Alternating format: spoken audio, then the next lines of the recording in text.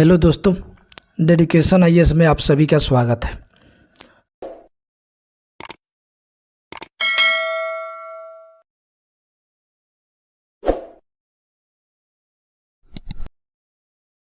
तो हम लोग टॉपिक को शुरू करते हैं।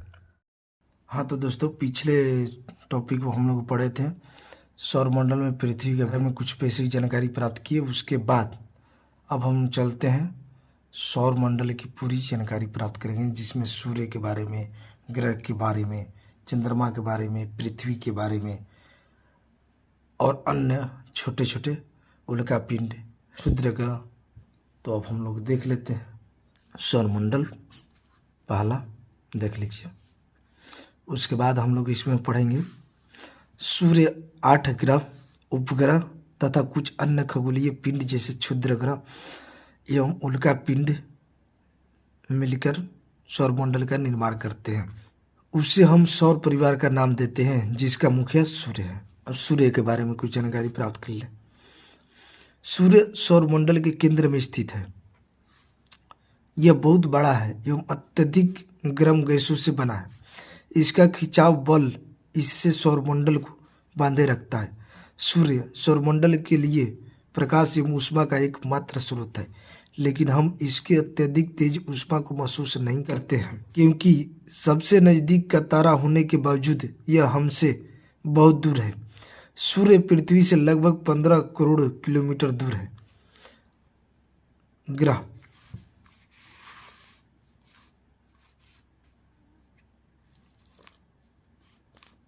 हमारे सौरमंडल में 8 ग्रह हैं। सूर्य से दूरी के अनुसार वे हैं: पहला बुध, शुक्र, पृथ्वी, मंगल, बृहस्पति, शनि, यूरेनस तथा नेपच्यून। ये एक छोटा सा ट्रिक है, इसको हम बोल सकते हैं ट्रिक। ये ट्रिक है, आप इस ट्रिक के माध्यम से याद कर सकते हैं। मैं इसको अंडरलाइन कर दूं आप लोगों के लिए। मैं इसको अंडरलाइन कर दूं। आप लोग इसको, कॉपी कलम है आपके पास, आप तुरंत निकालिए और इसको नोट डाउन करिए। इसको कॉपी पर लिखिए और आप याद रखिए। तो अब आगे बढ़ते हैं।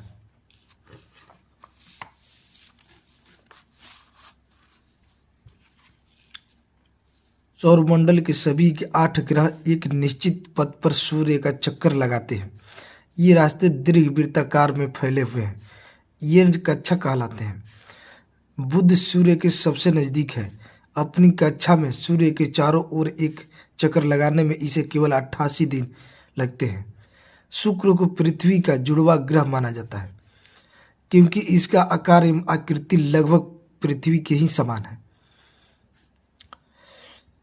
अभी तक प्लूटो भी एक ग्रह माना जाता था, परंतु अंतर्राष्ट्रीय खगोलीय संगठन ने अपनी बैठक अगस्त 2006 में यह निर्णय लिया कि कुछ समय पहले खोजे गए अन्य खगोलीय पिंड 2003 UB 313 सिरस तथा प्लूटो बौने ग्रह कहे जा सकते हैं। हम लोग आगे बढ़ सकते हैं और पृथ्वी के बारे में जानकारी प्राप्त कर लेते हैं।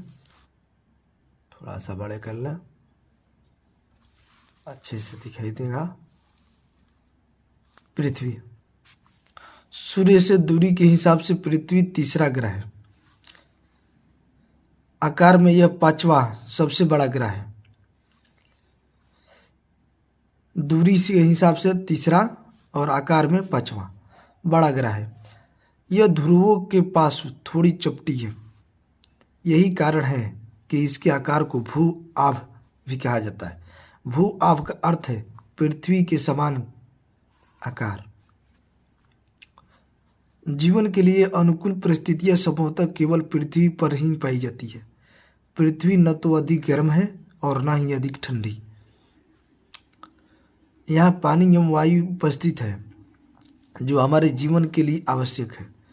वायु में जीवन के लिए आवश्यक गैसें जैसे ऑक्सीजन मौजूद है। इन्हीं कारणों से पृथ्वी सौरमंडल का सबसे अद्भुत ग्रह है, यानी विचित्र इसको भी कह सकते हैं, अलग ग्रह है। अब थोड़ा देख लेते हैं। और अंतरिक्ष में देखने पर पृथ्वी नीले रंग की दिखाई पड़ती है। यदि आप अंतरिक्ष देखोगे तो नीले रंग की दिखाई पड़ती है, क्योंकि इसकी 2/3 सतह पानी से ढकी हुई है, इसलिए इसे नीला ग्रह भी कहा जाता है। चंद्रमा, पिछले वीडियो में आपको बताए थे, ये जो है पृथ्वी का उपग्रह भी है। तो अभी इसको देख लेते हैं। चंद्रमा,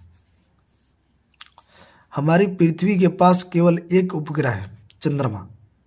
इसका व्यास पृथ्वी के व्यास का केवल 1/4 है। यह इतना बड़ा इसलिए प्रतीत होता है क्योंकि यह हमारे ग्रह से अन्य खगोलीय पिंडों की अपेक्षा नज़दीक है। यह हमसे लगभग 3,84,400 किलोमीटर दूर है। अब आप पृथ्वी से सूर्य एवं चंद्रमा की दूरियों की तुलना कर सकते हैं। आप देख लें, अंतरिक्ष से लिया गया चंद्रमा का चित्र है ये, आप देख लीजिए। मैं थोड़ा इसको बड़ा कर दूं, देख लीजिए इसको ध्यान से। तो देख लिए आगे की तरफ, तो इसको छोटा कर ले।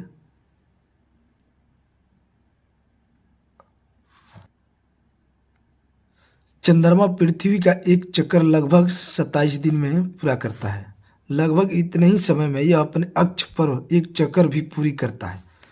एक चक्कर अपने अक्ष पर भी पूरी कर लेता है।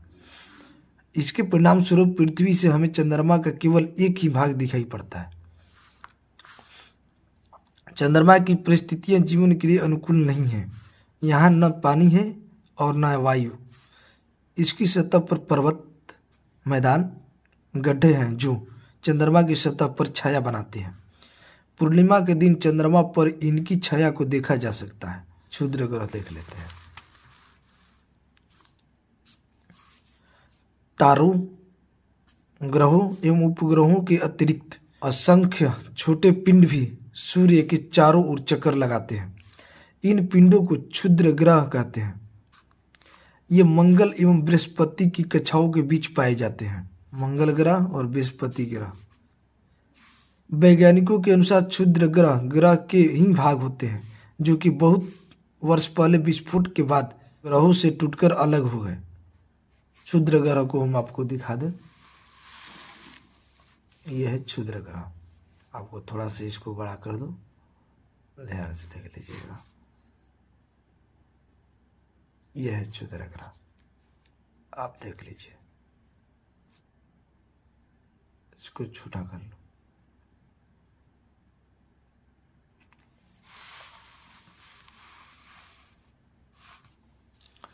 चलते हैं उल्कापिंड। सूर्य के चारों ओर चक्कर लगाने वाले पत्थरों के छोटे छोटे टुकड़ों को उल्कापिंड कहते हैं। कभी कभी ये उल्कापिंड पृथ्वी के इतने नज़दीक आ जाते हैं कि इनकी प्रवृत्ति पृथ्वी पर गिरने की होती है। इस प्रक्रिया के दौरान वायु के साथ घर्षण होने के कारण ये गर्म होकर जल जाते हैं। फलस्वरूप चमकदार प्रकाश उत्पन्न होता है। कभी कभी कोई उल्का पूरी तरह जले बिना पृथ्वी पर गिरती है, जिससे धरातल पर गड्ढे बन जाते हैं।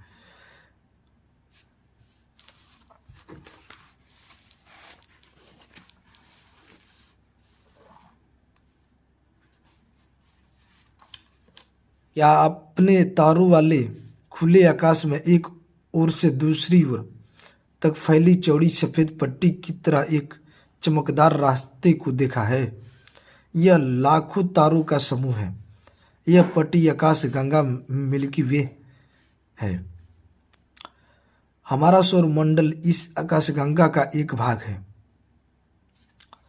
प्राचीन भारत में इसकी कल्पना आकाश में प्रकाश की एक बहती नदी से की गई थी। इस प्रकार इसका नाम आकाश गंगा पड़ा था। आकाश गंगा करोड़ों तारों, बादलों तथा गैसों की एक प्रणाली है। इस प्रकार की लाखों